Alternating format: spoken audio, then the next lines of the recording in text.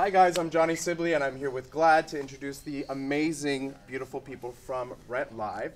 We have Brandon Victor Dixon with us, Valentina, hello, Vanessa Hudgens, and Kiersey Clemons as well. So I'm going to ask them some questions that you're probably dying to know. I know I'm dying to know. Rent, iconic, legendary, trailblazing, all the tea. How do you feel about being in such a beloved show? excited. Yeah, it's so special. I mean, I feel like we're all such fans of the musical because you kind of can't help but be a fan. Yeah. So to bring it to life and to possibly a generation that hasn't seen it before is just so excited. I'm over the moon. Good one. Thanks. I definitely feel like I'm challenged. I think this is the biggest artistic challenge I've ever taken in my life. So I'm definitely excited for the entire process of learning everything. Yeah, I'm excited to share this message of universal love on such a mainstream format like television so that we can really drive that into the hearts and minds of everybody in mainstream America. Yeah, and when you say hearts and minds, I can't help but think of like the social climate that we live in. Yeah. Why do you think Rent is so important for the world that we live in right now as opposed to when it came out? Well, a lot of the topics, the themes and topics of discussion in Rent in the 90s are still topics of discussion now. History repeats itself. Yeah. History remains. Yeah, as we go over the show, I never feel like I'm talking about anything in the past. Although we have more information on, say, AIDS and HIV, everything else regarding class and poverty and race, gender identification, sexuality, all of those things, all of those conversations still all seem to be as relevant as they were then, you know? Yeah, that's beautiful. I read an article you did where you talked about the normalization of queer couples and how it's not normalizing because it's already normal, which I thought was beautiful. What do you think about your relationships in the show will provide to an audience that's never heard about Rent or never seen Rent, and you know, the younger generation as well?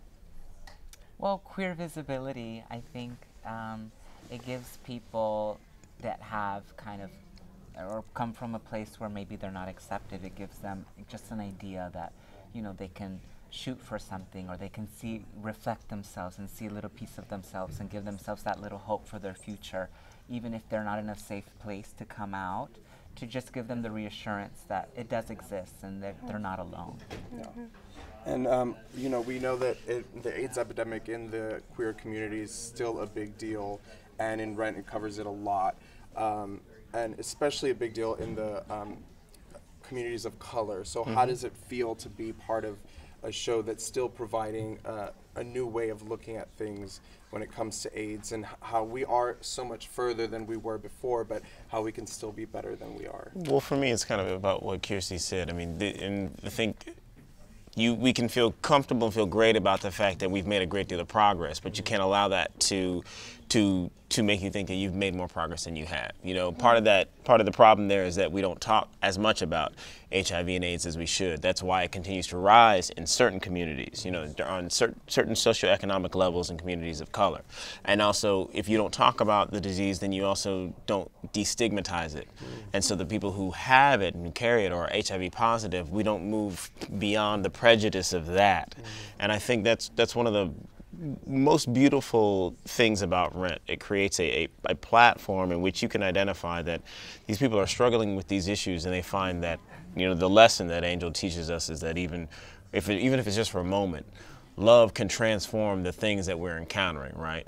Love, it might not eliminate it might not kill everything, but it will transform the disease of the body, of the mind, the disease of hate, of prejudice, of xenophobia. Like, you know, that, I think that's the platform and that's why I mentioned empathy before. I think that is what I'm so excited to sit down and really force people to ingest, to let down their walls and ingest the vulnerability of the resonance of love that you see amongst yourselves, you know? Yeah. I think we should just all go home. Mic drop. And as allies or queer people yourselves, what made you like, I have to do this? Were you like Rent fans from day one when you were little? Did you watch it on YouTube? And like, what was the first time you saw it that you remember? I was 14, and we were just singing Seasons of Love for a recital, and I wasn't really like a musical theater person, so it was kind of one of the first I'll never be a theater person. There you are, baby. That's one of her lines. hawk these quotes, girl. She's gone tonight. But I rarely ever. I was always excited just to see someone that I looked like on TV or in movies, just in general. But to relate to them in some way was even more exciting and rare. So I think that just made Joanne very special to me. And I'm like, it's cool to be able to play one of my role models and icons. Yeah. I didn't know Rent until I actually did it, which is interesting. I did it like 8 years ago at the Hollywood Bowl, and I feel like I was still at a place where I was still like figuring out who I am, taking it all in, and Nicole Scherzinger played Maureen, and what she brought to the character was so full, it was so empowered, and it was so strong and confident, and I thought, one day, when I feel that strong and confident, I need to fill those shoes. So it's just really exciting, and I feel really proud of myself that I feel like I'm at a place that I can carry this character on. Yes, ma'am. Like Kiersey, I did Seasons of Love in high school in my choir class. I was a baritone then. And yeah, I fell in love with the music, then I fell in love with the movie, and then the story. Like, I still delusionally believe that I'm Tinashe's understudy for Mimi for Out Tonight. You are. Is anything pass me the happen? thigh-high boots, girl. I am ready. And the curly long wig, and Yeah. And Brandon, you've been in Rent before, correct? I have. I got to do it off Broadway for about 3 months when I was working on something else with Michael Greif, our director. And that's one of the main reasons I wanted to come do it this time. I mean, I love the show, and I love the legacy of the show, but also Michael Greif, our director, he's a real custodian for Jonathan Larson's work and for, what Jonathan was trying to share with us through the show. And I've always loved Michael's intelligence and sensitivity. And when I was working with him on something else, he said, Brandon, why have you never done Rent? Why have you? And I was like, because you never cast me, Michael.